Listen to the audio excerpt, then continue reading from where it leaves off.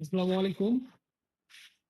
আমরা বলতে চাচ্ছি যে আমরা কিরগিজস্তান প্রবাসী, আমাদের এই বাংলাদেশি প্রবাসী যারা কিরগিজস্তানে ইতিমধ্যে প্রায় 13 থেকে 14,000 কিরগিজস্তানি বাংলাদেশি প্রবাসী বসবাস করছে বা কাজ করছে। আমরা হুন্ডিতে টাকা পাঠাচ্ছি। এই দেশে কোনো ব্যাংকের সিস্টেম নেই, এমনকি কোনো অ্যাম্বাসিডর নেই। তাই আমি অন্তর্বর্তীকালীন সরকার ডক্টর ইউনূস সাহেবকে বলতে চাচ্ছি, কিরগিজস্তান প্রবাসীর পক্ষ থেকে আমরা চাই এই দেশে একটি এম্বাসি দরকার, এমনকি ব্যাংকের সিস্টেম চালু করতে হবে। তাতে আমাদের 13 থেকে 14,000 কিরগিজস্তান প্রবাসী ভাইয়েরা যারা আছে তাদের সুবিধা হবে, এমনকি বাংলাদেশের রিমিটেন্স যাবে।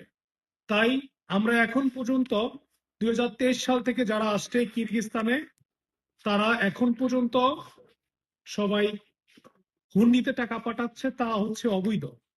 অবৈধভাবে টাকা পাঠাচ্ছে বাংলাদেশে। এই দেশে খুবই জরুরিভাবে একটি ব্যাংক দরকার, এমনকি এদেশে একটি অ্যাম্বাসিডর দরকার।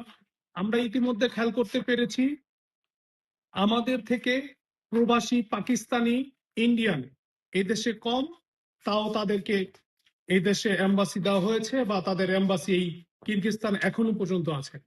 তাই তাদের মূল্যায়ন এখনো অনেক বৃদ্ধি। আমাদের বাংলাদেশি প্রবাসীরা, আমি অন্তর্বর্তীকালীন সরকারকে আহ্বান করছি বা তাদেরকে রিকোয়েস্ট করছি কিরগিজস্তান প্রবাসীর পক্ষ থেকে, যে আমাদের এই কিরগিজস্তানে একটি এম্বাসি এমনকি ব্যাংকের সিস্টেম চালু করে দিতে। তাই সকলকে জানাচ্ছি, কিরগিজস্তান প্রবাসী যারা আছে সকলকে জানাচ্ছি, আমার এই ভিডিওটা প্রতিবাদীমূলকভাবে শেয়ার করবেন এবং ছড়িয়ে দেওয়ার চেষ্টা করবেন। সকলকে জানাই ধন্যবাদ।